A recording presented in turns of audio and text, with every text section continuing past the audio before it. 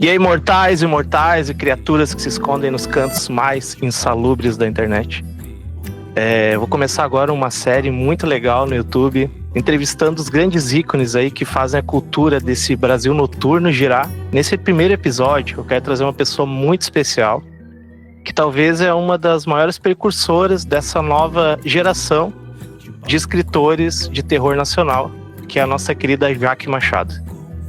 Então, vocês vão me acompanhar agora, bater um papo bem legal, depois da vinheta, com a Jaque. Boa noite, galera. Então, eu sou Jaque, né? Jaque Machado. Eu sou, entre muitas coisas, escritora, sou revisora, tradutora. E tenho uma afinidade muito grande com o RPG, storytelling, né? Jogo, narro mais do que jogo, né? Que é geralmente storytelling de terror. Eu sou escritora de terror também. Sou vizinha do Ed aqui no Rio Grande do Sul. Nós moramos em cidades próximas, né? E eu moro um pouco mais para o sul mesmo, onde é mais terrível. Enfim, eu sou feminista, também tenho outras profissões, sou advogada, professora. E é isso, estamos aqui no mundo para falar daquilo que bate forte no coração, que é o amor às trevas, ao gótico, ao vampirismo e assuntos tenebrosos. Puxando por essa linha, que eu achei muito legal, avisando que o nosso bate-papo hoje vai ser dividido em 4 ou 5 partes, e vai ficando mais intenso, né, as perguntas, e que não é só uma entrevista, é um bate-papo. Mas, assim, já começando por aí, já que tu se apresentou, eu acho que tu poderia falar um pouquinho para nós, aonde começou a tua veia artística em relação à literatura, que é o caminho que a gente vai seguir hoje. Começou assim, eu nem era alfabetizada. Eu me alfabetizei porque eu gostava de contar histórias, né? Eu gostava muito, eu era aquela criança que para, assim, nos grupos e levanta e diz, vou contar um negócio pra vocês. E aí começa a inventar um monte de histórias de lobisomem, de vampiro, né? E aí eu pensei assim, nossa, eu contei essa história, mas eu queria muito não esquecer ela. Como é que eu faço? Vou ter que escrever.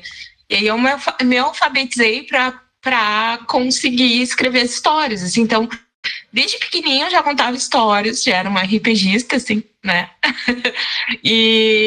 e depois, mais tarde, por volta dos 13, 14 anos, eu escrevi um primeiro livro, assim, né? Que era um livro que chamava de fanzine na época, né? Os fanzines. Que para quem não sabe, isso era algo escrito à mão, que a gente tirava xerox, assim, ou a máquina, eu fiz a máquina de escrever, e tinha umas ilustrações que eu fiz com carvão, assim, que eram poesias de terror, que contavam histórias de terror, mas eram em formato de poesias. E aí eu vendia isso na rua, as pessoas compravam, achavam legal, mas porque era uma adolescente que tinha escrito ali, né? Eu toda gótica na rua vendendo aquilo.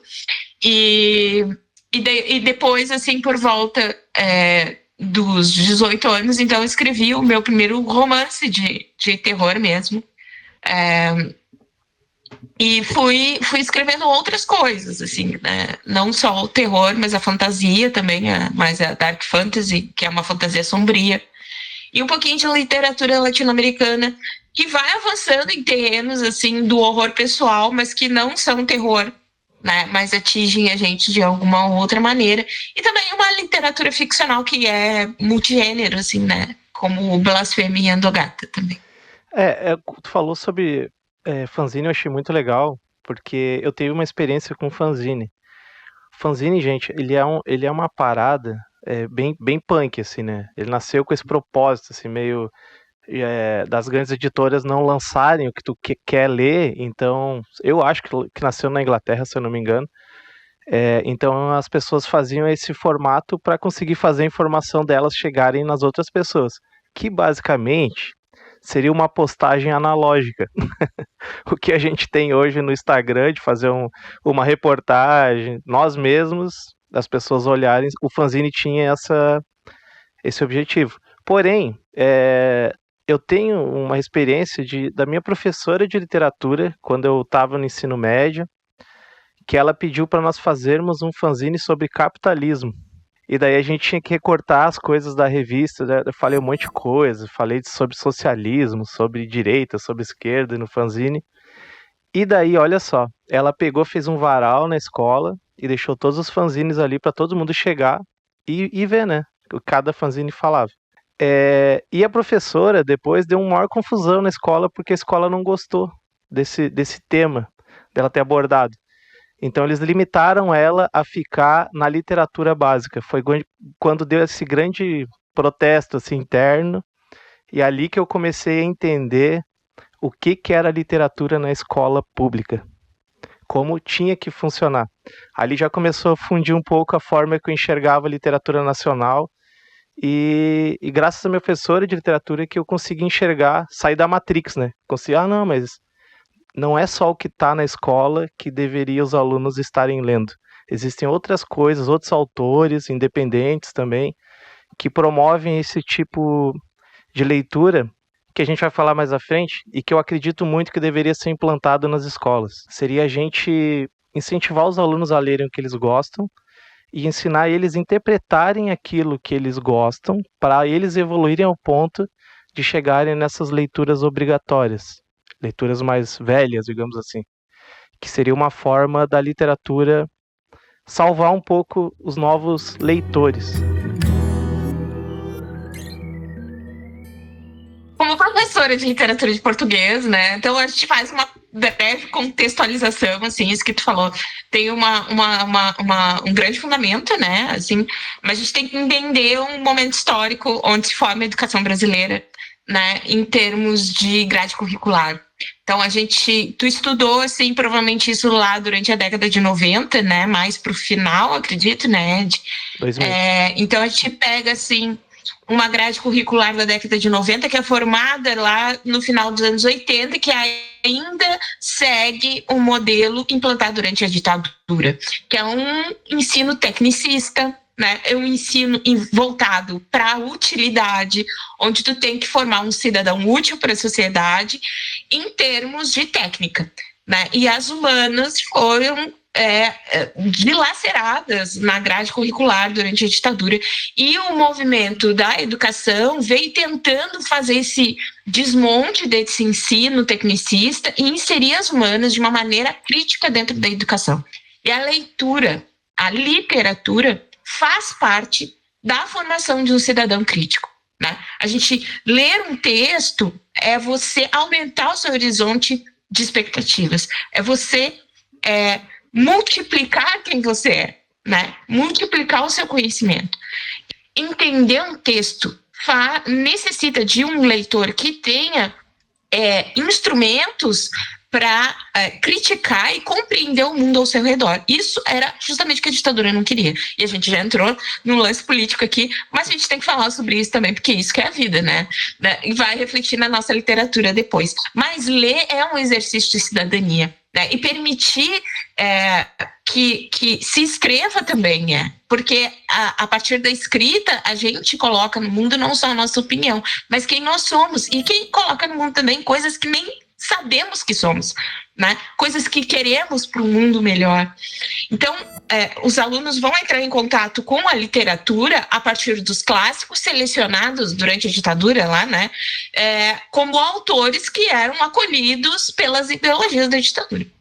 Muito depois mesmo, e eu vou te dizer que a partir de 2005, 2010, que a gente veio ver uma grade curricular que tem autores nacionais que eram chamados de autores da contracultura, como, por exemplo, Paulo Leminski. Poeta aos 17 anos é fácil. Eu quero ver alguém continuar acreditando em poesia aos 22, eu estou com 41, aos 45 anos, aos 50, aos 60 anos.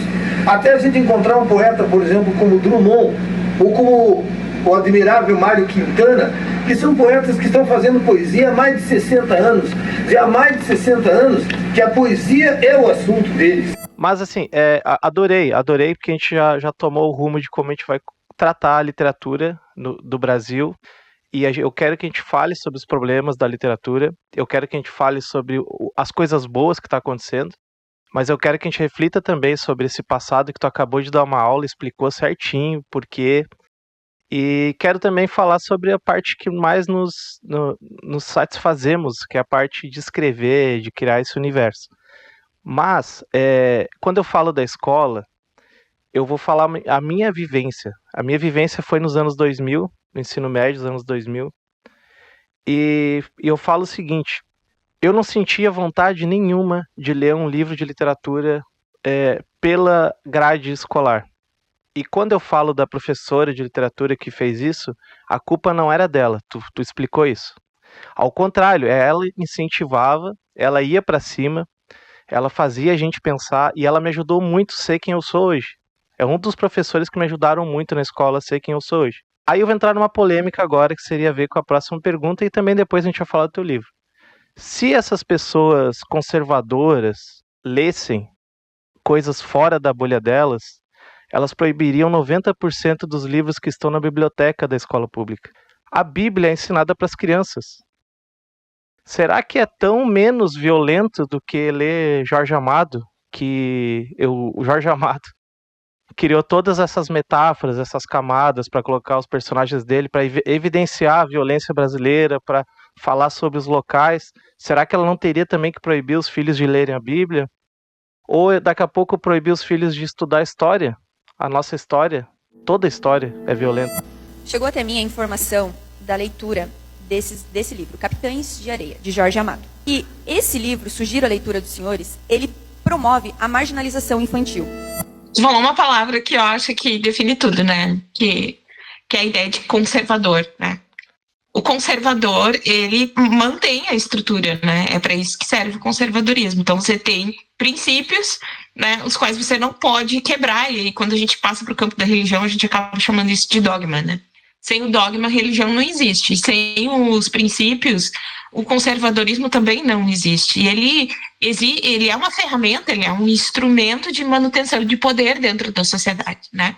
Então, tem lá o Vampiro à Máscara, que é um jogo de RPG que tem uma parada chamada Camarilla, que é tipo a Herbalife lá dos vampiros. É a estrutura de pirâmide, né? É a estrutura que vai manter ali os vampiros poderosos no poder, fazer os menores fazer o que eles querem, os mais poderosos querem, e também vai manter o que sob controle, aquilo que eles chamam de gado, que são os humanos, né?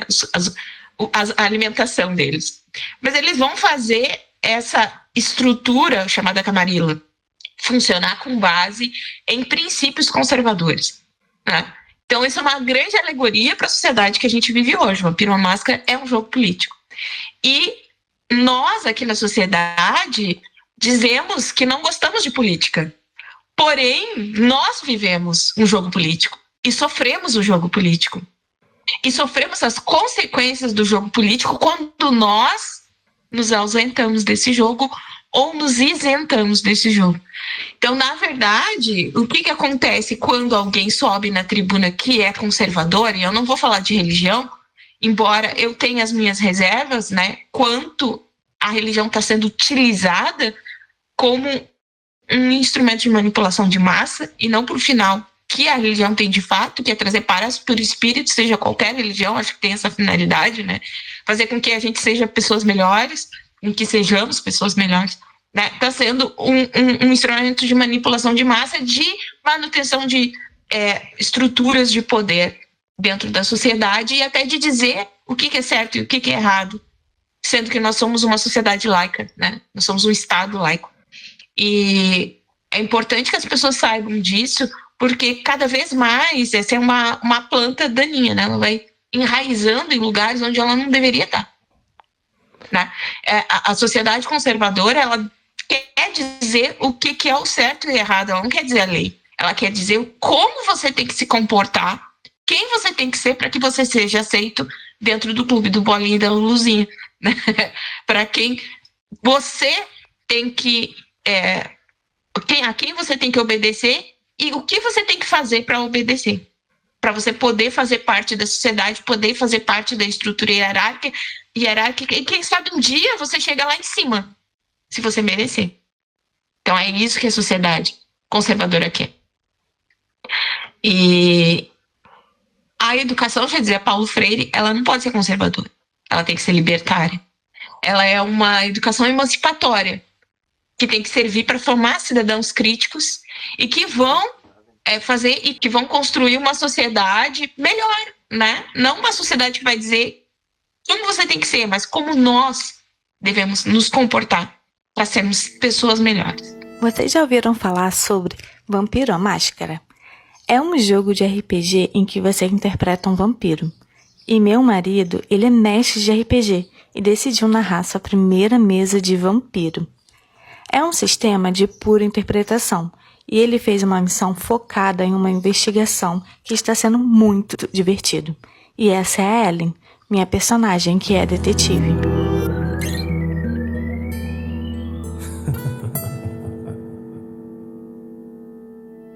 O Jorge Amado, ele aborda temas que eu acho que a parte mais polêmica do que eu vi é a parte do sexo. Quando a gente fala de sexo, é algo muito polêmico, mas eu não entendo tanto essa polêmica, porque a literatura, ela costuma ser muito mais crua do que tu vê um filme, tu vê uma série, tu vê uma novela, porque tu não tem tempo de tela. Tu pode colocar o tanto de pensamento do personagem, pode colocar a cena que for, que a pessoa decide se vai continuar lendo ou não. Mas tu consegue fazer tudo que tu quer num livro. E quando se fala de sexo, eu acho que talvez para as pessoas que leem uma cena de sexo, envolve um gatilho, envolve uma fantasia, porque tu faz o teu cérebro projetar isso. Talvez isso seja a parte mais polêmica em relacionar sexo com literatura. Eu falo isso porque quando eu fui escrever algumas cenas, eu pensava muito se aquilo que eu estava escrevendo era o que eu queria escrever, se aquilo que a pessoa iria ler era exatamente o que eu queria passar, e se ia parecer muito pornográfico, e se era a intenção não parecer ou se era parecer. Tudo isso eu ficava me perguntando na hora de escrever uma cena. E as pessoas que não são acostumadas a ler essas cenas, eu acho que elas ficam impactadas, e por isso que elas querem proibir livros e coisas assim.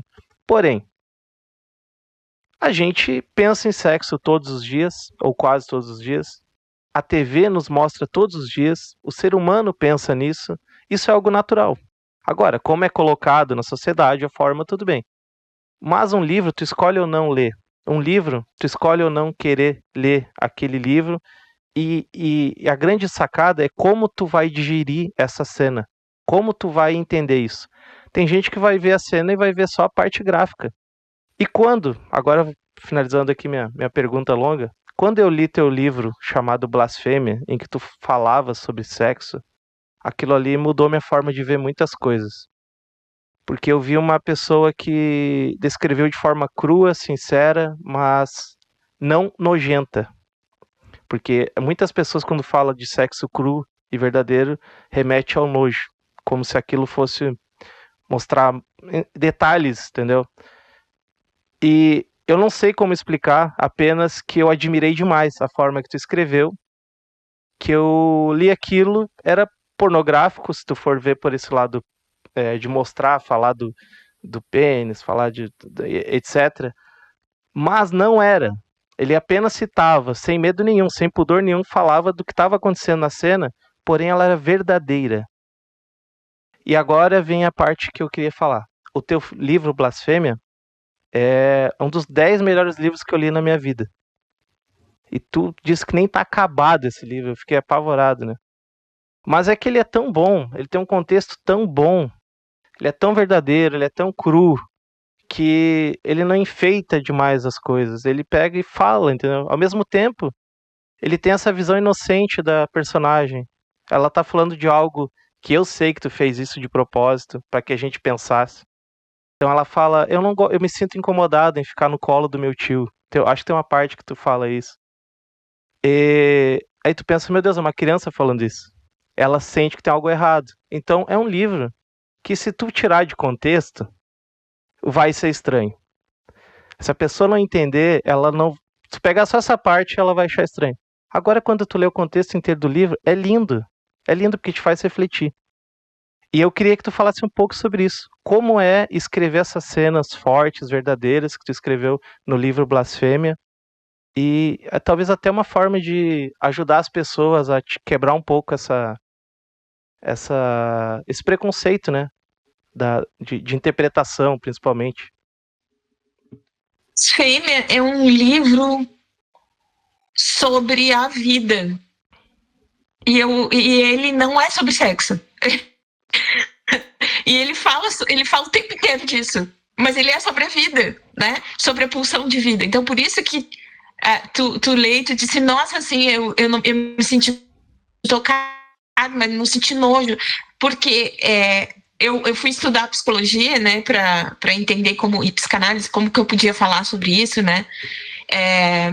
Então, o foco que eu dou ali é que o livro ele traz hora a pulsão de vida, hora a pulsão de morte, assim, né? Que é o que a gente passa na nossa vida, né? E o sexo está dentro do baú da pulsão de vida, né? E você falar do sexo, utilizar o sexo como uma cena, como uma alegoria para falar de outra coisa, é algo muito forte, né? Porque todo mundo tem essa conexão com isso. E todo mundo tem algum tipo de problema, porque a gente vive numa sociedade de tabu, né? Então é muito fácil você pegar uma mulher que nunca teve um orgasmo, por exemplo, né? Você pegar um homem que queria, sei lá, fazer alguma coisa ousada na cama, mas não vai fazer, porque isso impede, fere a masculinidade no código de machismo que a sociedade estrutural, o machismo estrutural impõe ao homem, né? Então, é sobre isso essa linguagem tão libertadora que tem ali, porque a gente fala de sexo de uma maneira que todo mundo entende, né? Como um elemento, assim, de conexão entre as pessoas, né? Isso não é nojento. A conexão entre os seres humanos é fundamental, né? E aí eu uso a comédia no meio dessas cenas, eu uso o drama, eu uso outros elementos e, na verdade, eu estou usando a cena, o sexo em si, para falar de outras coisas. Como, por exemplo, solidão, como desconexão, como medo. São outros temas ali no meio. E é isso que faz a gente achar tão interessante e querer continuar lendo para saber, assim, não, mas peraí, o que vai acontecer depois, meu Deus do céu? Né? Exatamente. E é um livro que traz essa personagem central, e não poderia ser diferente, né? Uma personagem que, assim como eu, ela tem transtorno bipolar, eu digo que é um livro de autoficção, porque ele começa trazendo elementos, assim, da vida real, mas ele fantasia isso em seguida, né? Sim, sim. É uma personagem que tem transtorno bipolar e é ninfomaníaca.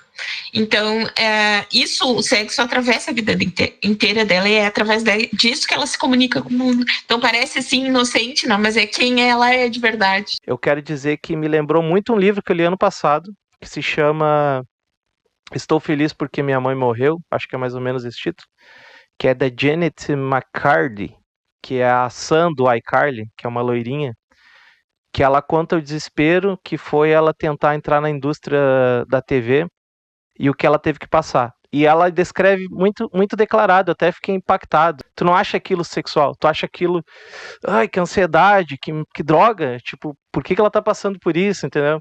As coisas forçam ela a isso.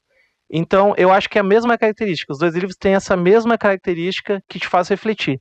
Quando tu termina o livro, tu faz assim, deu, terminei, acho que eu entendi, e tu é uma pessoa diferente quando termina a leitura. Então eu sugiro todo mundo ler Blasfêmia, e esse último livro da Janet, ela inclusive expõe os horrores que era Nickelodeon, que eles faziam com as crianças lá, mas não tem nada a ver um com o outro, eu digo só o estilo de escrita, né? E eu acho que assim, queria que tu falasse um pouquinho sobre isso, daí a gente já vai para a próxima parte. Isso ainda tem um pouco a ver com aquilo que tu me perguntou antes, né? Também essa questão do tabu, assim, né? Que o sexo é importante, mas a gente não pode falar dele, porque é um assunto da vida privada. E é por isso que a gente tem abuso. né? É por isso que a gente, porque é um silêncio, né? É uma coisa que existe em segredo, né? A gente tem que ensinar que isso não é um segredo, não pode ser um segredo, né? A gente tem que naturalizar o sexo, e tem que deixar de ser um tabu. Faz parte da vida, a gente tem que falar Educação sobre isso, sexual, né? inclusive quando não tem consentimento. Quando não tem consentimento, é parte da vida. Quanta gente sofre violências, né, através do sexo, seja dentro do casamento, fora do casamento, no namoro, na iniciação, lá no início da vida sexual, né? Não sabe o que está acontecendo, como é que faz, como é que a gente se protege, né? A gente tem que falar sobre isso, tem que deixar de ser um tabu. Esse é um dos objetivos, assim, desse livro também, né? A gente normalizar falar disso, e tá tudo bem, né? E muito de vários livros que existem por aí tem essa contribuição, e eu acho assim que não tem porquê. Tem gente que fala, tem que ter um porquê colocar uma cena de sexo no livro. Não tem que ter. Isso é uma escolha do autor, entende? É algo da vida. Ele vai dizer que o personagem tomou uma cerveja, e ele também vai dizer que o personagem fez sexo, porque é aquilo que faz parte da vida. Ele coloca ali a vida do personagem, que ele determina que é importante, né? Os trechos. Como tem no teu livro, não sei se eu posso falar. Pode. Que eu acho interessante, que faz parte, ilustra, é um cenário faz parte do cenário ali gótico, né? Dessa relação. Que eu acho que é bem diferente, é um gótico tropical, que é mais caliente, assim, eu achei. Gente, vocês têm que ler, eu gostei. Sou suspeito, mas eu gostei, né? E aí tem uma parte ali que tem umas teorias, assim, sobre se vampiros fazem sexo, né? Tem várias teorias na internet sobre isso, e muito se discute dentro do mundo do RPG mesmo, né? E a minha ideia é que sim, né? Que os vampiros fazem, a gente faz sexo com o cérebro, né, acima de tudo. E eles também vão fazer isso. Os caras têm poderes mentais, gente. Imagina tu ter poderes e usar isso pra fazer sexo. Deve ser incrível. O Drácula, né? Falando agora sobre o mundo dos vampiros, a história do Drácula, né? Quem assistiu, quem não leu, mas quem assistiu o filme do Drácula de Bram Stoker, que eu amo, é o melhor filme de vampiro pra mim.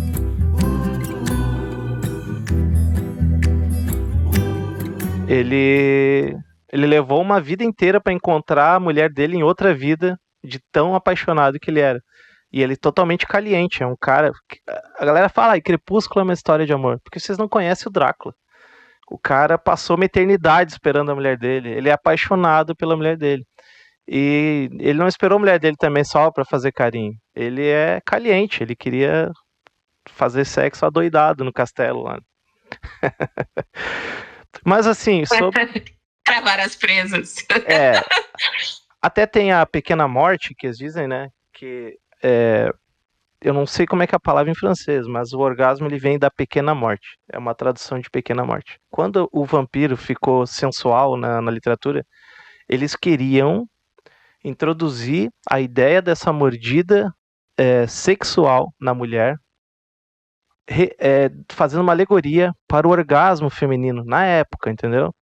Então a mordida, ela teve objetivo já na literatura de que, numa época muito censurada do universo feminino, elas sentissem esse prazer.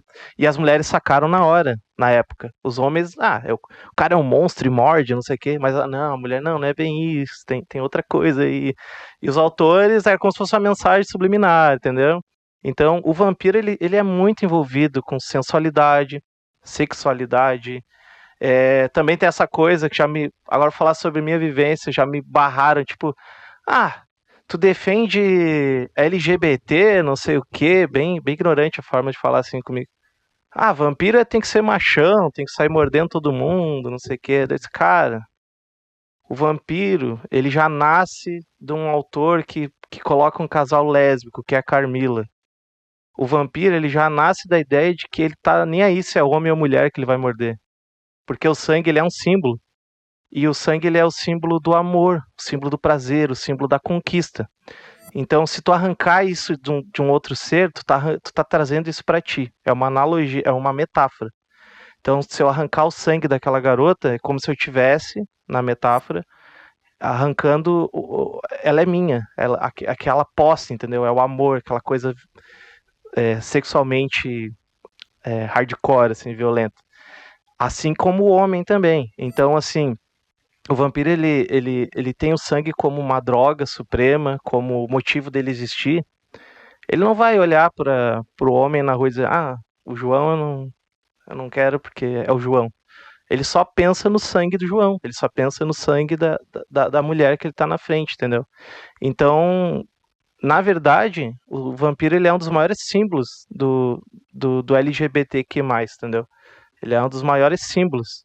E é muita hipocrisia dizer que o vampiro é machão. Tipo, não faz sentido nenhum. Porque eu não consigo ver tu sendo um monstro centenário, todo cheio de preconceito, assim, todo... Meu Deus, nossa, olha só, segurei essa toalha rosa. Não pode. Os outros vão zoar comigo, entendeu? Então tu vê o Drácula ali, tu vê os outros personagens. Se a galera não lê, mas vê os filmes, é sempre aquela coisa encostando no ombro do homem, assim, do ator chegando perto. Você está bem? Como você... Sabe? Quem tem toque fica agoniado, assim. Tá, me dá uma distância. Porque o vampiro, ele tem essa... Ele quer ter essa posse do ser, entendeu? Então, não tem como a gente defender um vampiro machão. Sabe, tem várias leituras. Sabe que eu já li vários livros de psicanalistas que analisam o símbolo do vampiro, né? Vão analisar, assim, o que significa beber o sangue, o que significa a presa, o que significa o medo da cruz, o que significa ele não poder andar no sol, né? Então, tem várias interpretações sobre isso, né? Eu gosto muito da ideia de considerar o vampiro como um transgressor da morte, né? Ele se recusa a obedecer à morte. Ele se recusa a obedecer à convenção de que ele tem que abandonar a vida. Então ele suga, ele se agarra. Mas só voltando um pouquinho ao vampiro, no meu livro, que a gente vai falar um pouquinho também, eu acho que a gente já pode falar sobre ele, né? Pra gente ir pra próxima etapa. Eu gosto muito de escrever que a pessoa possa ler 2, 3 vezes e achar todos os significados nas entrelinhas. Eu não gosto de escrever só o que tu tá lendo, eu gosto de fazer tu pensar. Porque eu sou assim. Eu sou assim o tempo inteiro, eu olho uma propaganda e fico ali olhando, tá, mas ele quis dizer isso mesmo? Mas por que ele botou aqui? Sabe, fica querer descobrir o que tá nas entrelinhas. E um dos significados mais legais do vampirismo, tirando a parte estética e tal, é a parte do contato, quando eu até ponho no meu livro sombras com S maiúsculo. A ideia das sombras. Quando eu bato na tecla, que é uma coisa de resistência, o gótico tropical, a gente abordar nossas sombras, a gente aceitar nossas sombras, é aceitar o nosso passado. É aceitar que a gente fez cagada, que a gente fez coisas erradas, e olhando para o nosso passado, a gente não vai repetir o futuro. Quando a gente aceitar que a gente pode escrever, fazer arte, falando do quão desgraçado foram os europeus que destruíram a vida dos indígenas que viviam aqui, quanto a gente paga pau de outras culturas e tem esse estigma de vira-lata, de não conseguir aceitar que a gente tem artistas maravilhosos, a gente não vai conseguir evoluir. Porque se a gente aceitasse esse passado, como é na Europa, que a gente tanto admira, que eles têm museus do Holocausto, várias coisas assim, a gente teria um museu da escravidão aqui no Brasil. A gente teria a escola levando os alunos a visitar para enxergar o que foi feito no nosso país. E aí se cria arte em cima. A arte, ela não tem que ser bonita. A arte não tem que ter significado grande. A arte, às vezes, ela só tem que chocar. Ela só tem que fazer tu raciocinar o que tu tá vendo. E o gótico tropical, ele fala disso. É parar de olhar pro exterior e tentar encontrar essas sombras aqui no nosso país. É enxergar falando de Rio Grande do Sul, enxergar uma Porto Alegre à noite. Enxergar os mendigos que moram embaixo da ponte. Parar de evitar que eles existem ali. Querer saber por que eles moram embaixo da ponte. O que levou eles a fazer aquilo? Qual é a vida deles? Uma vez eu fui tocar em Porto Alegre e fui tocar, eu não vou lembrar o nome do pub. Fui com a banda e tal. E na saída eu tava ali me arrumando, foi um show legal, a galera toda reunida. E daí eu olhei, tinha um mendigo, um morador de rua, que tava com um carrinho e um cachorro em cima do carrinho. E ele tava conversando com um cara que tava fazendo cachorro quente ali na rua. Aí eu passei, eu achei tão querido a forma que ele cuidava do cachorro dele, entendeu? Que eu parei tudo, fui lá conversar com ele. Aí eu fiz carinho no cachorro, e o cachorro, coisa mais linda, com um casaquinho, todo bonitinho, assim. Daí ele olhou pra mim e disse assim, ele adora carinho. Ontem, a gente foi não sei aonde, e começou a contar toda a história. Cara, eu tô falando disso não que foi algo, mas essa conversa que eu tive com ele, sobre como ele tratava o pet dele, foi a coisa mais legal que eu tive naquela noite.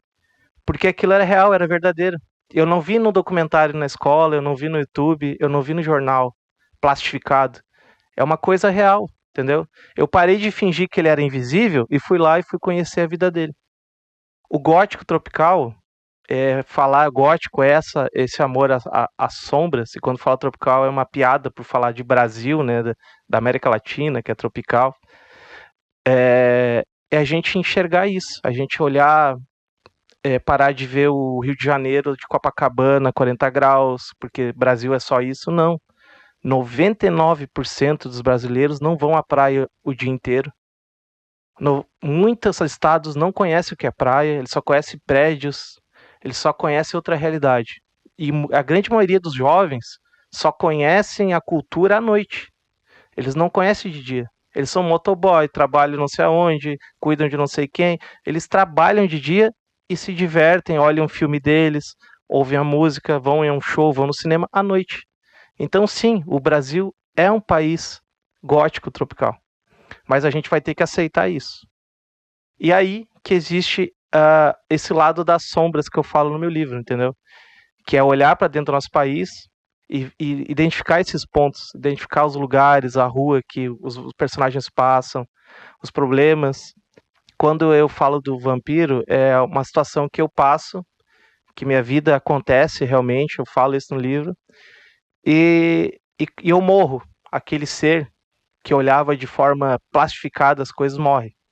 E nasce esse cara que aceita as sombras, aceita os defeitos, aceita as coisas. E o vampiro, ele tem esse poder. Ele se torna vampiro, ele começa a olhar diferente. Ele se desapega ao status, ao dinheiro, né? Na literatura.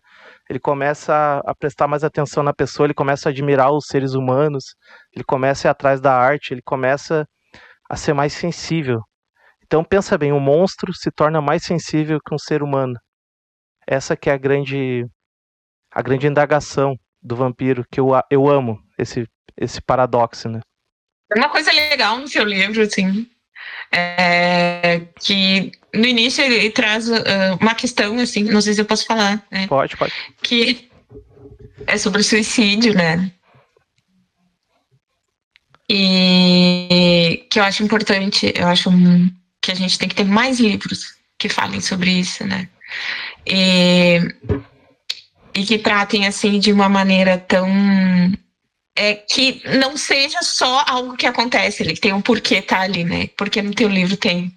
E isso, assim, na jornada é muito importante, porque tem um salto lá depois, né? Porque, de fato, acontece alguma coisa com ele.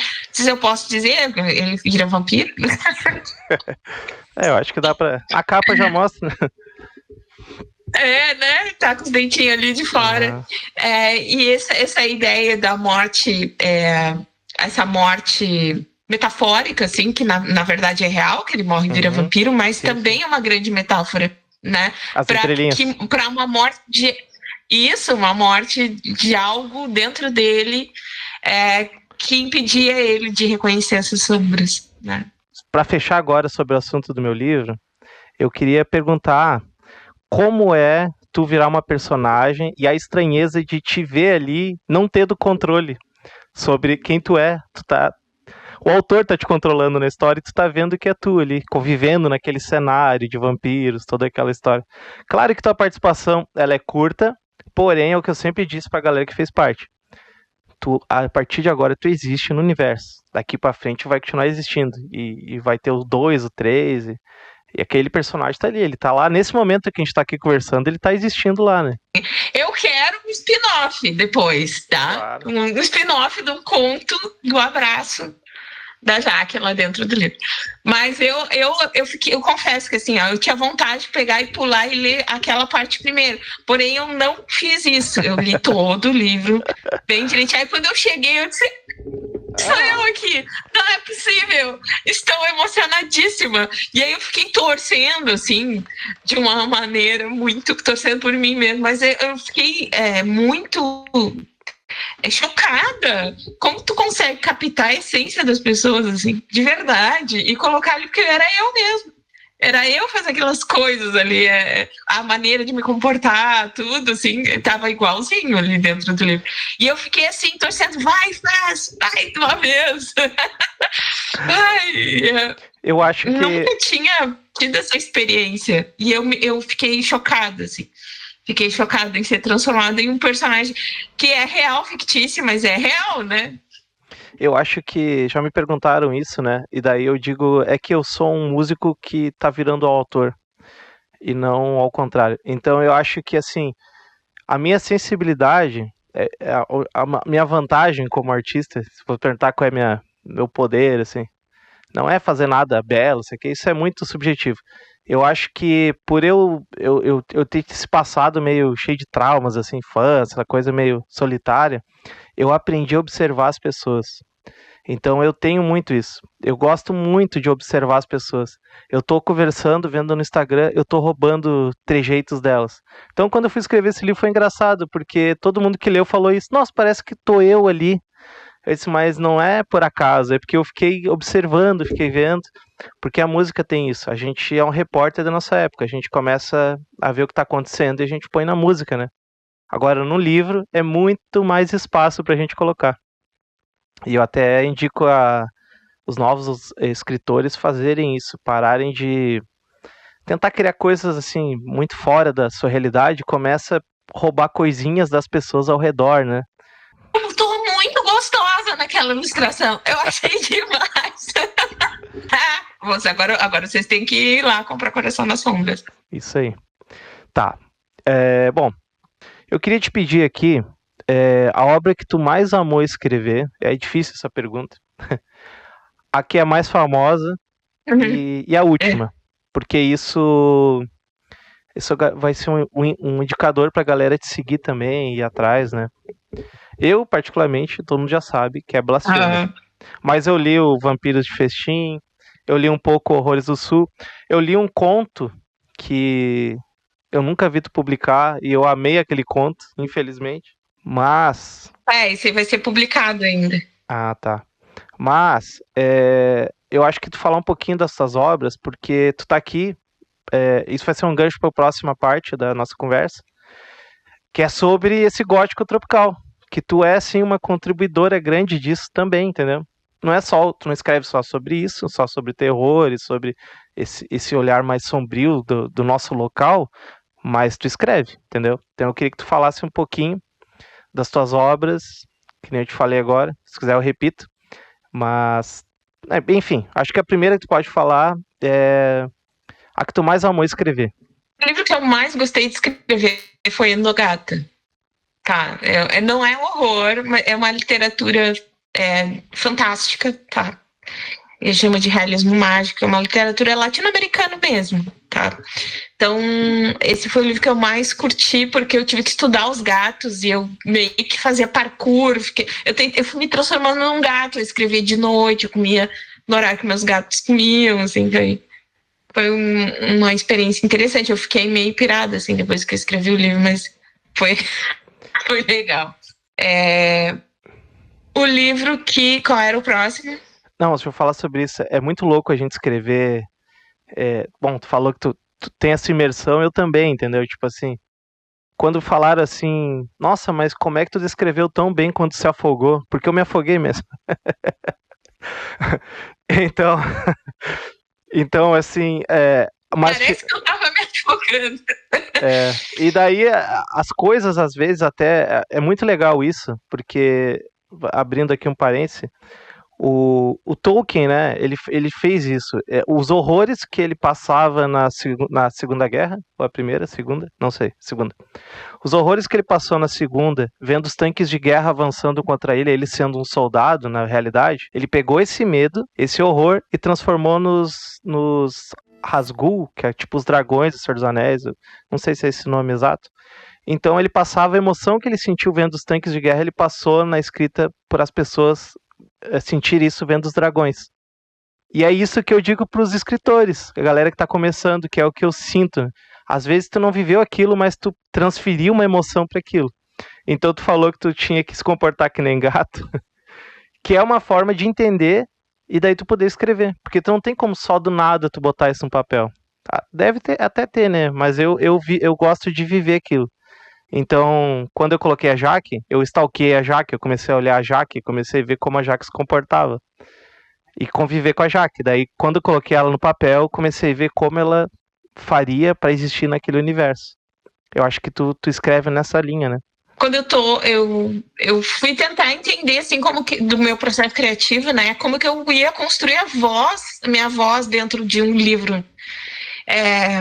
E eu entendi que para mim eu precisava dessa experiência, eu precisava ter uma experiência sensorial, assim, com os personagens. Então eu fui ler, assim, muito do Stanislavski, as técnicas dele para o teatro, né? E para as artes dramáticas. E aí eu resolvi aplicar isso e tentar me comportar mais ou menos às vezes como os personagens, ir nos lugares onde eu pretendo escrever, né? Porque eu também escrevo muita coisa regionalista, né? Então, estar conectado com o lugar é importante, sentir, cheirar, tocar, né? Para mim nem tudo vem do imaginário para mim. Então, ou eu simplesmente uso outras técnicas, né? Que são técnicas de reprográficas, que se chama, que tu pega momentos da tua vida que tu teve em um determinado lugar, pega aquelas sensações e transforma em outra coisa. Exatamente. Né? Então, nada que a gente se apropria de coisas para fazer a literatura ser realística, né? Para ter verossimilhança em determinados momentos. Então a gente vai se apropriando disso. E até inconscientemente, claro, isso é um processo que eu faço consciente e inconsciente, mas já consegui tornar boa parte consciente. Legal. A mais famosa, que a galera, tu pode indicar pra galera conhecer a Jaque. Eu sei uma, mas quero que tu me fale. Vampiros Festim de Sangue, que eu acho que tem mais avaliações na Amazon, né? Que é esse aqui. Dá pra ver aqui. Opa, tá aparecendo o Ed lá atrás, ó. Vamos ver. Agora sim. Esse é um livro de contos de vampiro, tá? E Inferno Branco também tá com esse, porque Inferno Branco essa daqui tem mais de 10 mil downloads na Amazon. E o Inferno Branco tem 6 mil e pouco. Inferno Branco é um conto, mas esse é um romance. Não, esse aqui é um livro de contos, tá? Inferno Branco é um conto, uma novela, na verdade, é quase um romance pelo tamanho, assim, né? Mas ele tá dentro de uma série que eu vou juntar todos, vou fazer um livro só depois. Mas o Vampiros, são vários contos de vampiros, onde cada vampiro encarna um mal da sociedade atual.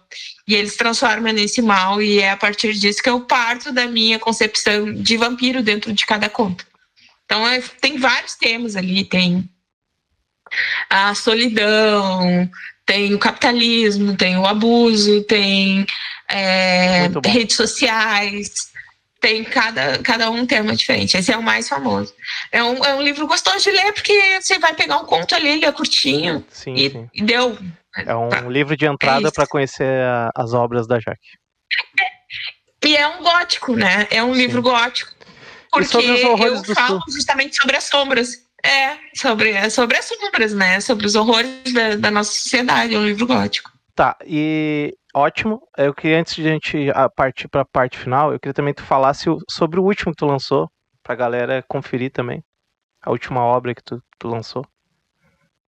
O último que eu lancei foi Blasfêmia, né? Esse foi o livro que participou do Prêmio Kindle de Literatura, né? Teve uma grande... Foi o da caixinha? Grande impacto. Não, o Pequena Caixa de Horrores eu lancei em julho e o Blasfêmia eu lancei em agosto. Mas eu lancei 3 livros em 2 meses. Eu lancei o Pequena Caixa de Horrores, lancei o Blasfêmia e lancei Horrores Cósmicos e Outros Sonhos Ameaçadores. Então são 3. O Horrores Cósmicos é um livro sobre o horror cósmico, né? São contos também. Blasfêmia é um romance. E o Pequena Caixa de Horrores é um romance também, só que ele é um livro físico, ele é diferente dos outros, assim. Ele é um livro que eu lancei por uma editora, um livro físico, não tem versão digital. Eu tenho a minha cópia, eu estou lendo, não terminei de ler ainda, mas eu amei. Eu não tô com ele aqui agora. Tá lá no meu quarto, na cabeceira. É um livro jovem adulto, né? É um livro jovem adulto que fala de assombração, é um livro sobrenatural, de terror clássico sobrenatural. Mas, mais uma vez, tu coloca a tua realidade, o local, o terror local, que é o que a gente vai conversar. E ele tá ali, né? A situação, o cotidiano do brasileiro. Cara, isso é demais. É isso que a gente tem que incentivar cada vez mais em tudo, música, filme, tudo isso. Indo para a última parte agora, e a galera quiser adquirir também as obras da Jaque, eu vou deixar o link no vídeo aqui no YouTube. A gente vai estar ilustrando toda essa fala. A gente agora, para ir para a parte final, a gente começou então a falar sobre o horror local. Eu acho que tu pode falar um pouquinho sobre a tua visão de falar desse terror que tu coloca, a visão de folclore, a visão do terror do cotidiano, não um terror hollywoodiano, que é fazer um livro falando lá em Washington tinha um fantasma, não, é falar da rua João Alfredo, o fantasma era da minha vizinha Maria, entendeu? Tô dando um exemplo bem ruim aqui, mas tu falar um pouco sobre tua forma de escrever, que eu acho que é a grande sacada dessa nova geração de escritores.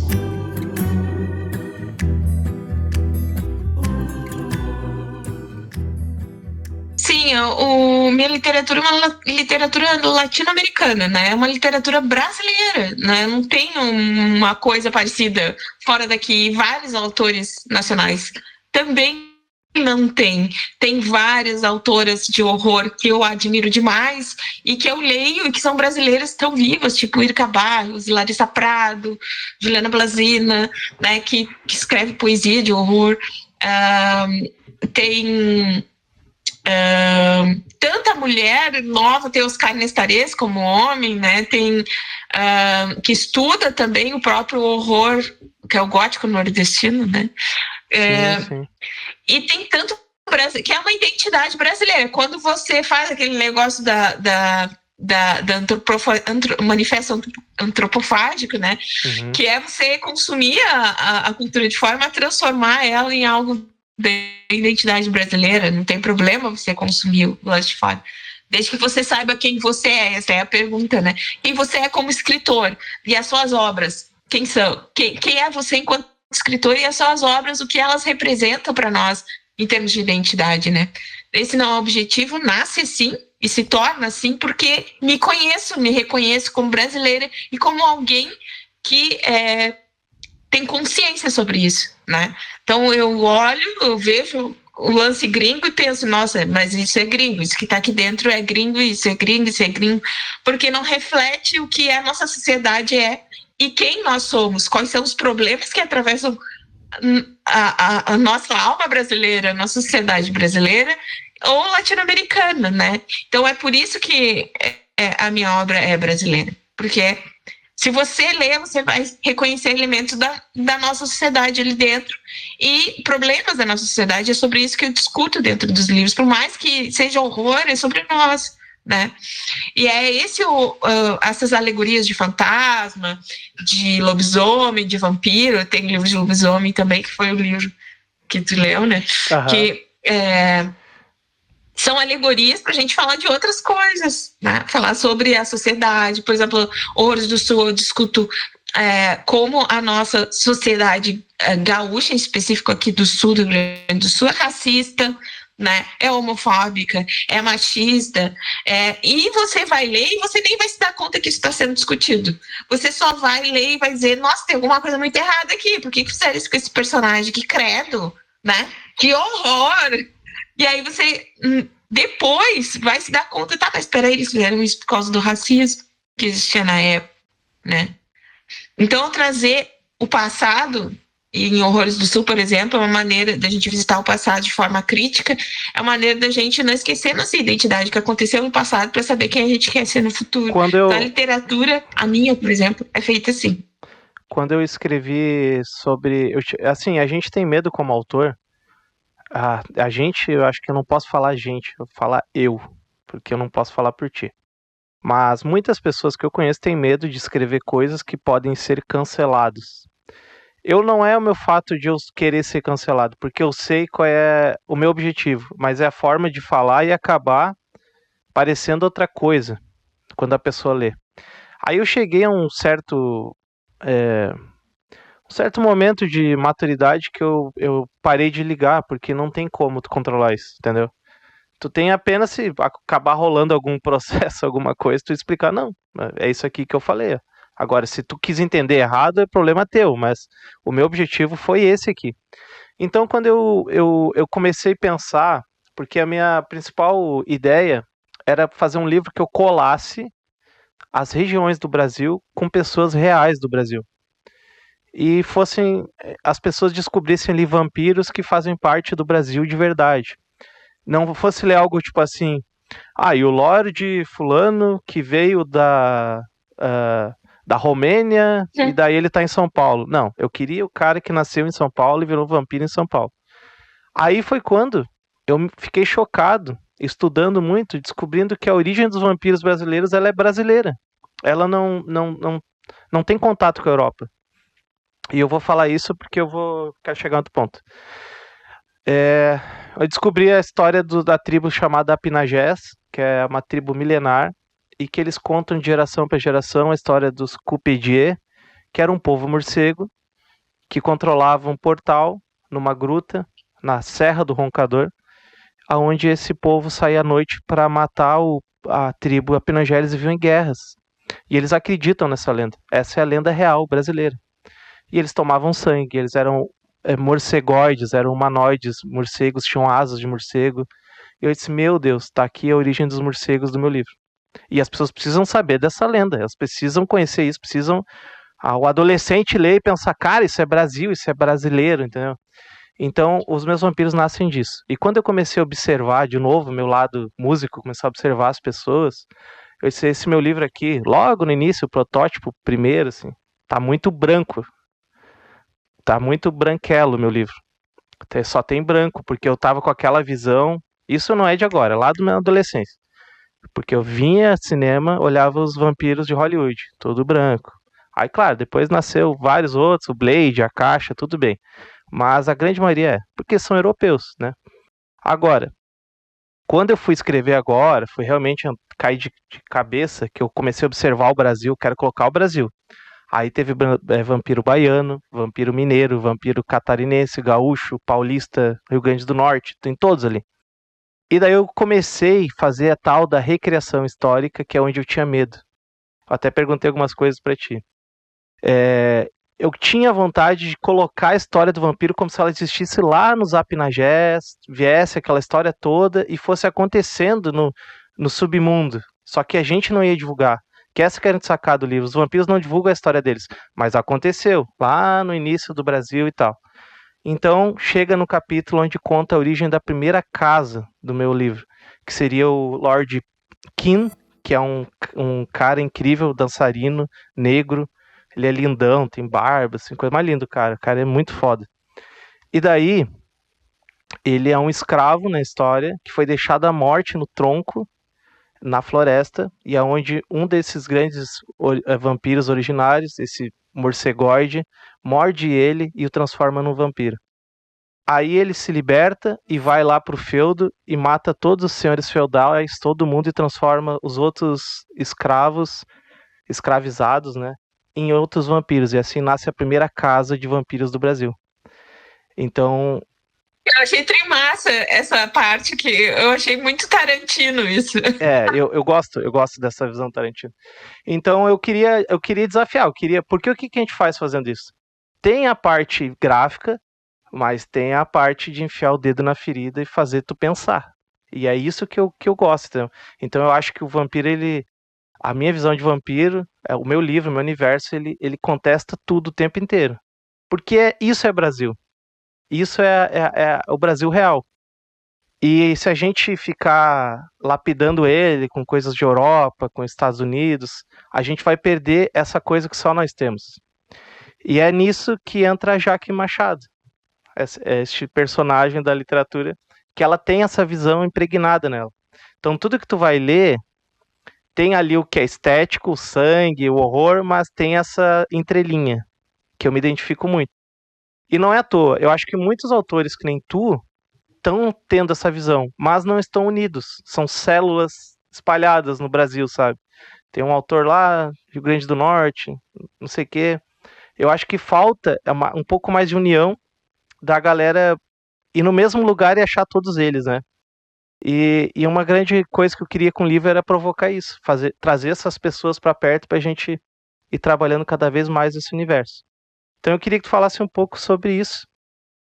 O perigo de escrever sobre gótico tropical, de tentar trazer essa realidade e ao mesmo tempo ser mal interpretado, que eu acho que é muito complicado, mas como um autor novo pode se arriscar nesse universo? Porque a gente precisa de artistas que contestem, que refaçam recriações para poder fazer a pessoa pensar, porque talvez agora vem a parte legal da fantasia.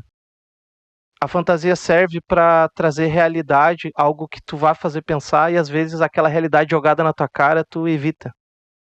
Então a fantasia tá ali, tá aquele contexto ali impregnado. Meu livro fala de estupro, de depressão, de violência psicológica. São coisas que estão ali. Tu vai vivenciar dentro de uma fantasia, mas tu vai vivenciar isso. Queria que tu falasse um pouco como é escrever sobre isso e uma dica de como as pessoas podem explorar esse universo para trazer novas obras e tal. Tem tudo a ver isso que eu vou dizer agora, com tudo que a gente já conversou, né? Meu poeta preferido, vocês podem falar o que quiser e espernear aí do outro lado, é o Charles Bukowski. E eu briguei, eu leio o Bukowski para brigar com ele, para ler e brigar com ele enquanto eu leio, porque ele é um cara que foi vítima do machismo estrutural, uma pessoa extremamente sensível, caiu no alcoolismo, porque, né, porque ele não conseguia lidar com essa dicotomia, né, de ser uma pessoa, um homem sensível, sofreu violência, sofreu abuso, sofreu, enfim, desde a infância, né, isso gerou um problema dele se conectar e ter relações na vida adulta, inclusive com a própria filha. Alguém que marginalizado, não acreditava em si mesmo, né? Enfim, uma série de... Ele tem uma poesia, uma delas está aqui no meu peito, que é o Bluebird, né? Bluebird. There's a bluebird in my heart. E legal. A outra, ele fala sobre poesia, então ele diz, e ele fala sobre escrita, né? Então não escreva se não sair das entranhas. Não escreva, abandone, se não vier de dentro, se não queimar quando estiver saindo. Se você não tiver que dizer uma coisa da qual você tem necessidade de dizer e vai morrer se não disser. Então não faça. E é isso que eu digo. Se tu não sentir necessidade absoluta, irrefreável, quase um sentido alarmante de morte, não escreva. Porque não é disso que você tem que falar. Você tem que falar justamente daquilo que mais dói em ti. Esse é o tema, é o teu tema. E é aí que mora a tua escrita, né? A tua escrita vai morar no lugar mais perigoso para ti. Tu tem que entrar lá na tua caverna, vamos chamar um Joseph Campbell aqui também. É uma terapia, né? Tu tem que entrar lá dentro da tua caverna. Tu tem que entrar lá dentro da tua caverna para sacar o teu tesouro. Não adianta escrever lá da porta, né? Tu não vai entrar e tu não vai saber qual é o tesouro. Tu tem que ir nos lugares mais perigosos de ti mesmo para encontrar os teus temas e escrever de uma maneira que te dilacere, Se tu sair bem de uma escrita, tu não escreveu algo que vá tocar alguém. E algo que vá ser relevante, né? Em termos de...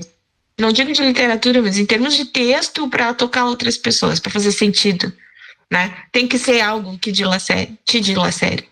Não necessariamente dilacere o outro, Sim, mas sim, que vá dentro das tuas próprias feridas. E escrever assim perigosamente dentro de temas que desafiam é algo necessário, porque a escrita serve para a gente contestar a arte, serve para a gente contestar, para a gente resistir, né? É um instrumento de resistência, de busca de identidade, é um espelho para a sociedade, né? E no espelho, se olhando no espelho, a gente vê quem a gente é e a gente se entende, né? A gente se busca, a gente busca pertencimento. Acho que o papel da literatura é muito, muito isso, assim, sabe? Eu acho, eu leio para entender o mundo, eu leio para entender os pensamentos, eu leio para entender meus próprios pensamentos quando eu tô lendo. Né? Quando a gente lê, a gente aumenta o nosso horizonte de expectativas, a gente... e aí tem gente que diz, leiam clássicos, o que lê gente viva, vocês vão ler as pessoas que estão aqui agora fazendo literatura e falando sobre as coisas que vocês estão pensando, é isso que vai fazer sentido. Leiam também clássicos, né? Mas leiam as pessoas que estão vivas, e leiam o Ed, né? Leiam essa gente toda que está chegando aí agora escrevendo terror, que está escrevendo fantasia, que está escrevendo ficção latino-americana, que está escrevendo poesia. Tu recebeu há pouco um livro do Osmar, né? Do Osmar que... Sim, tá aqui, ó. Os livros do Osmar estão aqui. Eu comecei a ler agora.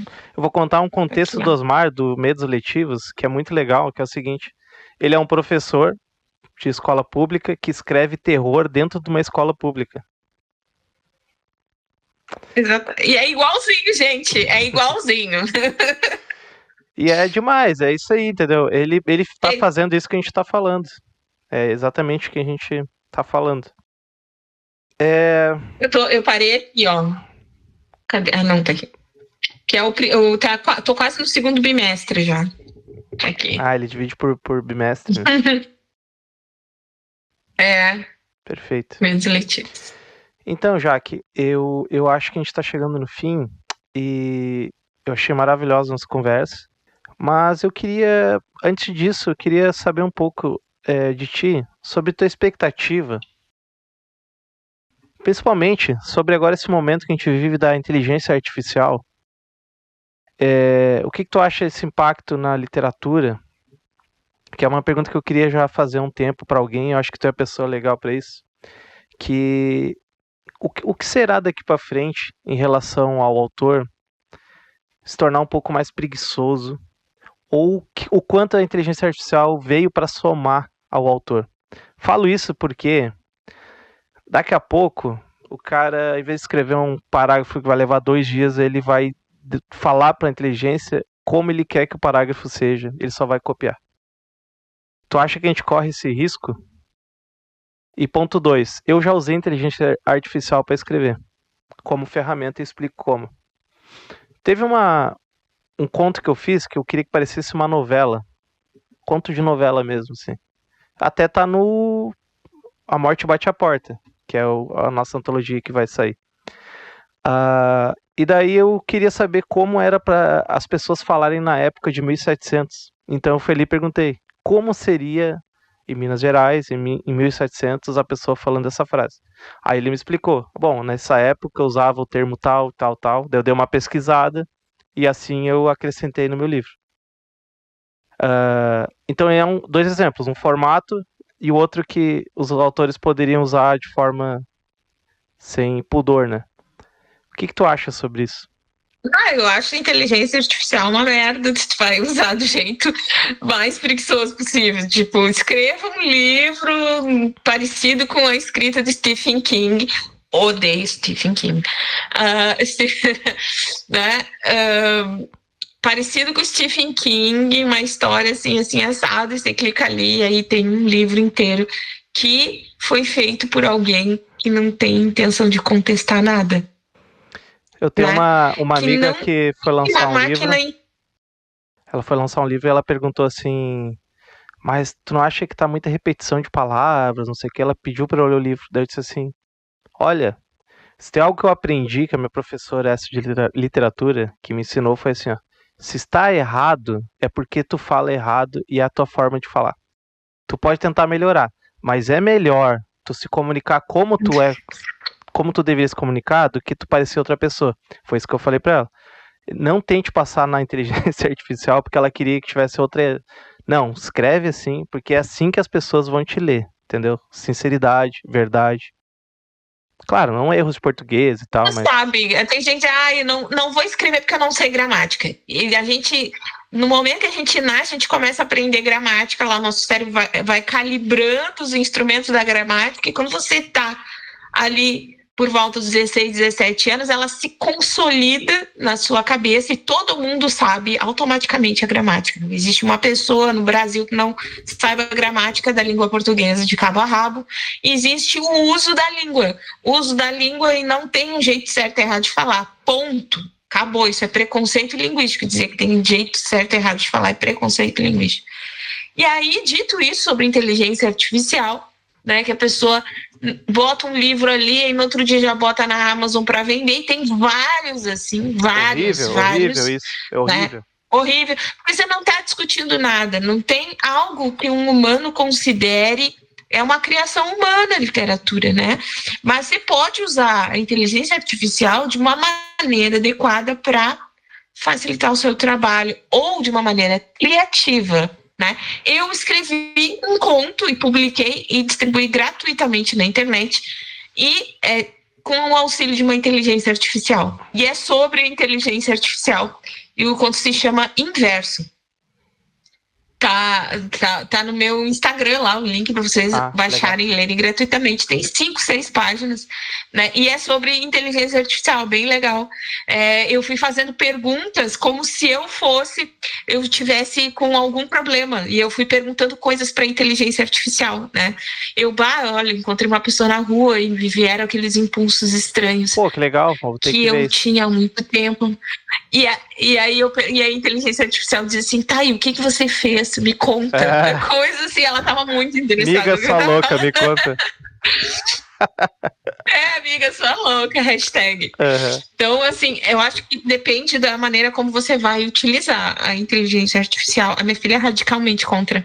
Eu entendo a posição dela. Porém, eu acho que é inevitável. Né? Assim, como a inteligência, como a revolução industrial, acho que essa é uma nova revolução, a gente já teve. Vou falar uma opinião muito. Desculpa, eu te cortei, tá um delayzinho daí. Mas eu vou falar uma opinião, daí depois continua. Eu acho que a inteligência artificial, ela tem esse problema muito grave de deixar a pessoa preguiçosa ou um oportunista não querer fazer algo. E assim, eu acho que naturalmente isso reflete na obra que ele criou, tá? A pessoa vai ler, ela sente que tem algo estranho, que não tá bom, não é verdadeiro. Eu prefiro o excesso de palavras, erros, do que a inteligência artificial. Ponto. Porém, tem algo que ela veio para desafiar. Aí esse é o meu ponto de vista. Eu não sei se alguém já teve essa teoria. Quando tu entrega a inteligência artificial para alguém pobre, alguém com pouca instrução financeira, ou que ele não pode fazer algo, ele não pode gastar dinheiro com nada além do básico. A inteligência artificial vira um aliado, porque ela te liberta de algumas coisas que tu não conseguiria no dia a dia. Vou dar um exemplo. Eu tenho uma tia minha que foi fazer um exame, e daí veio um laudo, e ela não entendeu nada que está escrito no laudo médico, e ela ia ter que esperar 2 meses para poder ver o médico e dizer o que tinha no exame dela. Eu peguei o laudo dela, coloquei inteiro na inteligência artificial, e ele explicou, tintim por tintim, igual o médico falaria. E daí eu disse, tá, mas essa parte eu não entendi. Daí ele foi lá, voltou e explicou certinho aquela parte. E daí minha tia ficou calma, porque descobriu que não tinha nada errado com ela.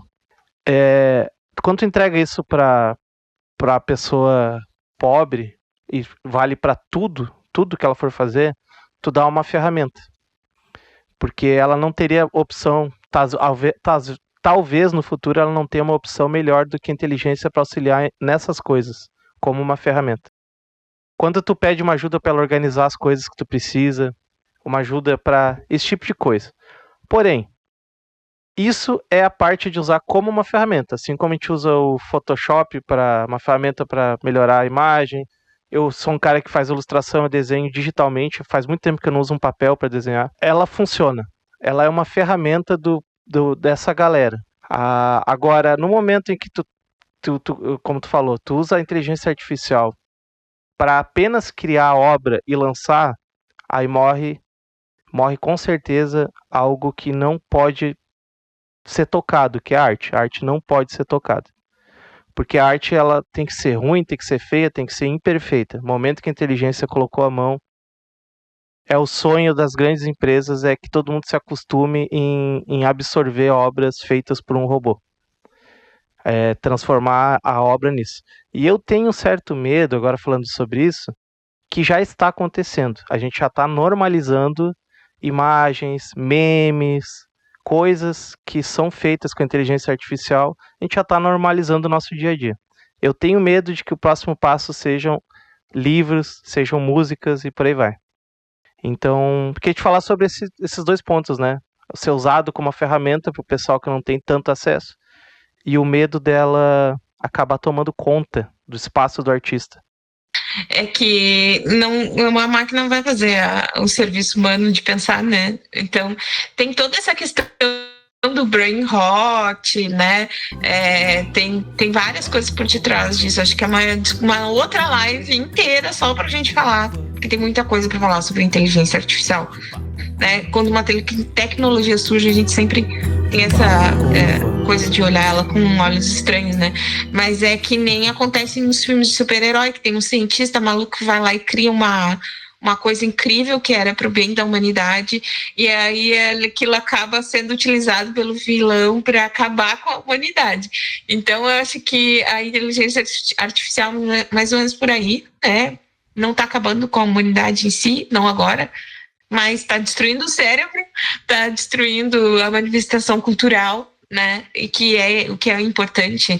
Eu não digo a arte em si como um instrumento de contestação da sociedade, porque eu acho que é mais importante falar uma coisa mais básica ainda, que é a manifestação cultural, né? Então é uma coisa que a inteligência artificial está acabando com isso. Bom, eu acho que a gente já falou tudo que poderia. Tem muita coisa que eu gostaria de falar muito mais contigo, mas vai ficar para um outro vídeo, tá?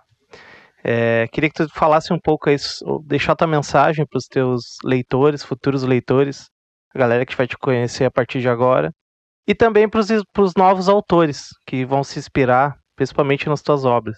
Cara, olha, eu tenho que dizer uma coisa para vocês que estão começando a escrever agora. Então, assim, ou que já escrevem há algum tempo, não publicaram, ou estão com medo e estão começando a publicar agora também.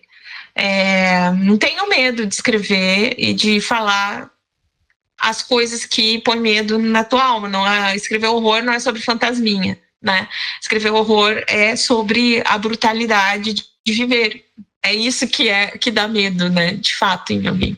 É isso que vai tocar na literatura, porque né, o leitor, ele vai trazer as experiências da vida dele para complementar e entender o sentido do texto. Então, você tem que utilizar e se agarrar nisso, né? Entender qual é esse medo que faz o leitor tremer para que, de fato, a sua obra tenha um efeito que você quer. Então, para trazer isso, você precisa sentir a vida, sentir aquilo que traz medo pra gente enquanto ser humano, individual ou coletivo, né? É isso que vai te fazer um bom escritor de horror. E para quem não me conhece, agora você vai lá na Amazon digitar Jaque Machado e vai achar os meus livros, né, que estão lá em versão digital, que inclusive coloquei em promoção. A Blasfêmia tá bem baratinho também. Então você começa a conhecer uma mulher escritora, né, que leiam mais mulheres cada vez mais, né, que nós também temos aí problemas para publicar, né, historicamente a gente não era considerada como uma literatura de qualidade. Então leiam mulheres, e leiam mulheres brasileiras vivas também, né. Começa aí com a leitura que você mais gosta, tem horror, tem fantasia, tem de tudo um pouco. Procura lá na Amazon, e se quiser um livro físico, eu tenho Pequena Caixa de Horrores, que está à venda pela editora Minimalismos lá no site. Também tá. E me segue nas redes sociais, @Jaque Machado Escritora. E vai lá conversar comigo, me dizer o que você achou, me xingar, por que eu matei os personagens. Vai lá e a gente conversa. Perfeito. Mas é isso, gente. Essa foi a Jaque Machado. E queria dizer que esse episódio aqui vai estar também no Spotify, na íntegra depois, né? E no YouTube. E galera que for fazer os cortes aí, por favor, marca aí a Edvamp e a Jaque. E vou deixar tudo que ela falou aqui, os links aqui na descrição do vídeo. Então, é isso aí. Foi muito legal.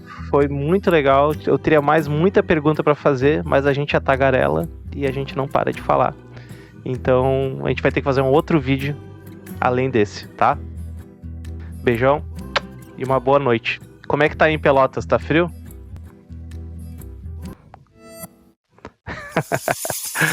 De papo